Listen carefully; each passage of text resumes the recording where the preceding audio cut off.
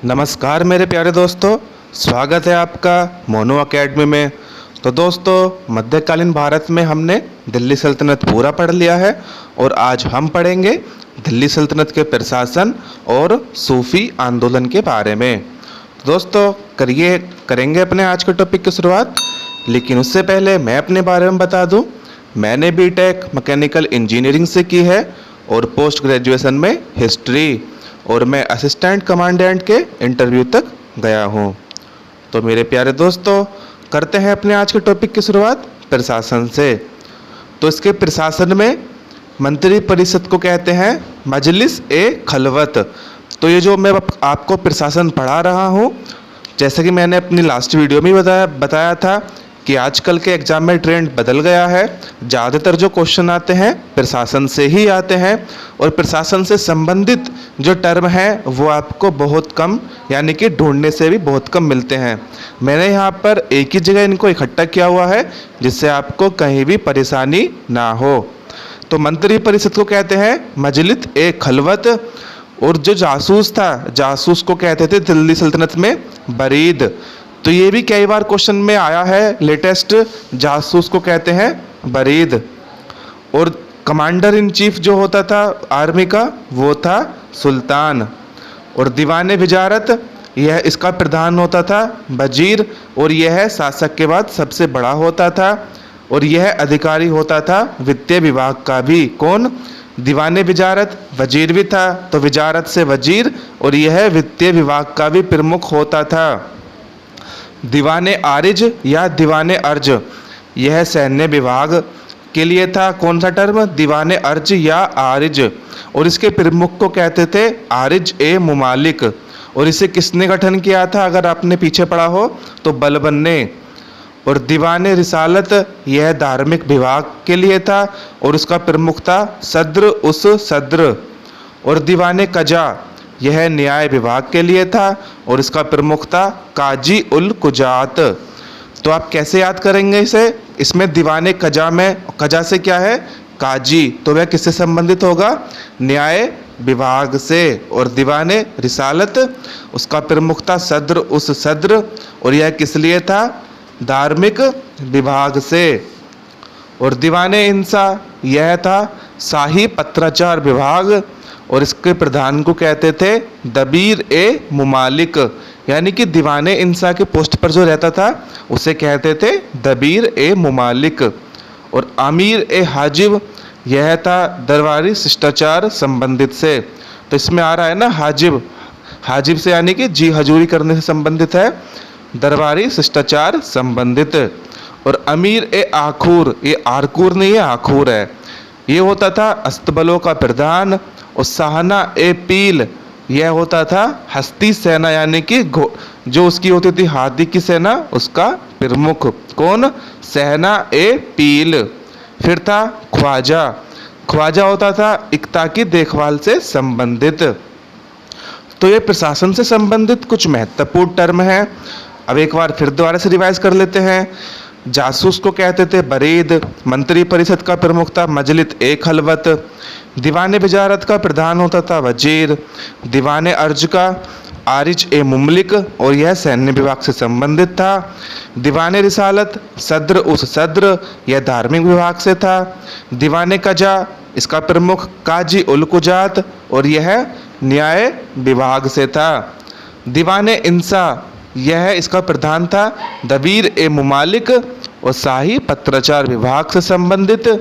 अमीर ए हाजिब शिष्टाचार, अमीर ए आखुर हस्तबल, साहना ए पील हस्ती सेना, और ख्वाजा इक्ता की देखभाल से संबंधित। और दिल्ली सल्तनत में साम्राज्य इक्ता में बटा हुआ था। और देखेंगे इक्ता आगे किस किस में बटा हुआ था। इक्ता बटा हुआ था सिख में, और सिख परगना में, और परगना सदी में, और सदी गांव में। तो इक्ता कैसे मान सकते हैं हम? प्रांत की तरह, यानी कि राज्य की तरह। तो इक्ता का प्रमुख होता था इक्तादार और उसका मुखिया वली। और इक्ता के बाद किस पे बटा हुआ था वो? सिख। तो सिख को मान सकते हैं हम जिला। तो इसका प्रमुख होता था सिकदार। फिर सिख किस में बटा हुआ था? परगना में, और यह इसे कैसे मान सकते हैं हम, जिले से नीचे अनुमंडल की तरह। और इसका प्रमुख था आमील। फिर परगना बटा हुआ था सदी में, सदी को मान सकते हैं गांवों के समूह, और इसका प्रमुख था चौधरी।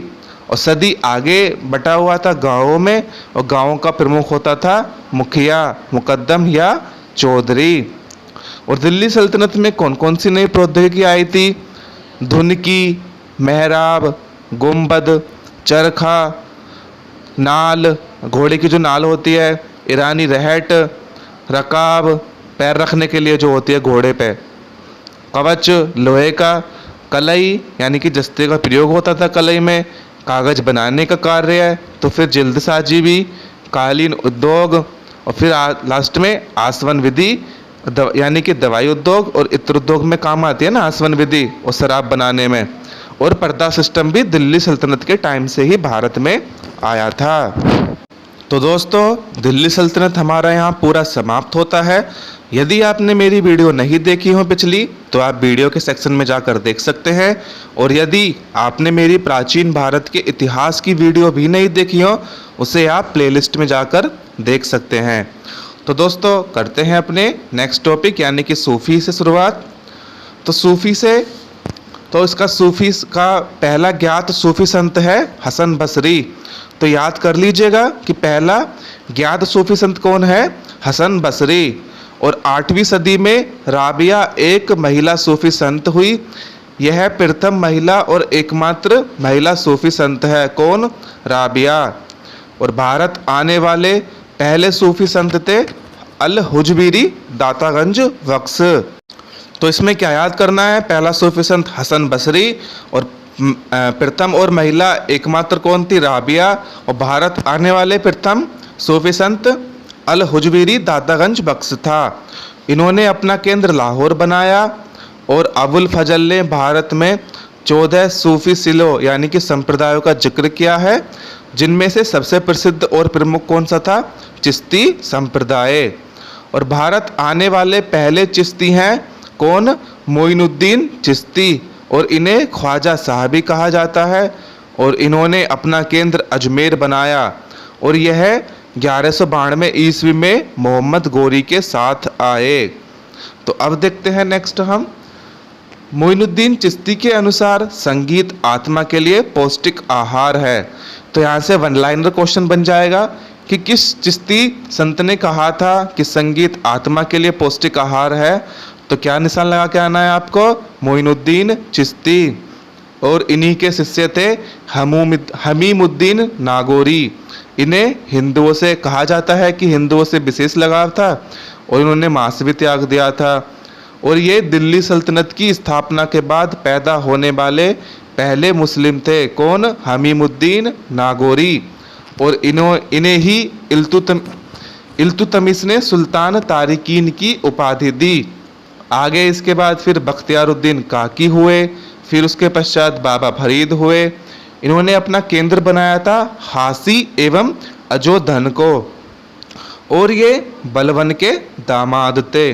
और इनकी वाणी गुरु ग्रंथ साहिब में भी है। और चिश्ती संप्रदाय में सर्वाधिक प्रसिद्ध हुए निजामुद्दीन औलिया चिश्ती। इन्हें योगी सिद्ध भी कहा जाता है। अगर आपको वन लाइनर में आए कि योगी सिद्धि किसे कहा जाता है, तो निजामुद्दीन औलिया को। इन्हें महबूब इलाही भी कहा जाता है। इन्होंने 7 सुल्तानों का कालखंड देखा। तो यहाँ से भी क्वेश्चन कई बार पूछा हुआ है, ऐसा कौन सा सूफी संत है जिसने 7 सुल्तानों का कालखंड देखा है? तो निजामुद्दीन औलिया। और इन्हीं के परम शिष्य थे अमीर खुसरो। कहा जाता है कि गुरु के मरने के बाद खुसरो ने भी प्राण त्याग दिए। और ये एकमात्र संत थे जो अविवाहित थे। निजामुद्दीन औलिया के बाद संत हुए प्रमुख नसरुद्दीन चिराग देहलवी। और कहा जाता है कि जिस समय मोहम्मद बिन तुगलक की सिंध क्षेत्र में मृत्यु हुई, वे उसके साथ थे। और यह भी माना जाता है कि फिरोज शाह तुगलक को गद्दी दिलाने में इनकी महत्वपूर्ण भूमिका रही थी। और अकबर का जुड़ाव भी इसी संप्रदाय से यानी कि चिश्ती संप्रदाय से था। और उसके समय चिश्ती संत थे शेख सलीम चिश्ती, और इन्हीं की आशीर्वाद से यह माना जाता है कि इनकी कुटिया में जहांगीर पैदा हुआ था। इसके पश्चात अगला संप्रदाय है चिश्ती के बाद सोहरावर्दी संत। ये धन संचय करते थे, पद ग्रहण भी करते थे और राजा के पास बराबर जाते थे। और भारत में प्रमुख यानी कि प्रथम कौन थे इसके सूफी संत सोहरावर्दी से संबंधित? बदाउद्दीन जकारिया। और इल्तुतमिश ने शेख उल इस्लाम की उपाधि दी थी इन्हें, और इन्हीं के कहने पर ही इल्तुतमिश ने मुल्तान विजय की थी। तो इसमें आपको क्या याद करना है कि किस संप्रदाय का संस्थापक कौन था, बस। फिर है फिरदौसी संत। फिरदौसी की दो शाखाएं हैं, फिरदौसी एवं सत्तारी। फिरदौसी के संस्थापक है शेख बदरुद्दीन समरकंदी, ये बिहार में प्रसिद्ध हुए। फिर उसके पश्चात सरफुद्दीन याहिया मनेरी। मनेरी इसलिए है इनका नाम क्या आ गए, ये मनेर में पैदा हुए एवं इनकी बिहार में कब्र है। ये सबसे प्रसिद्ध थे फिरदौसी संप्रदायों में।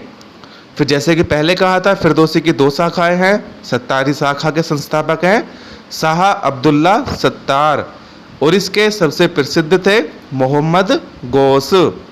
मोहम्मद गौस तानसेन के गुरु भी थे, आध्यात्मिक गुरु, और हुमायूं भी इनसे मिलने गया था।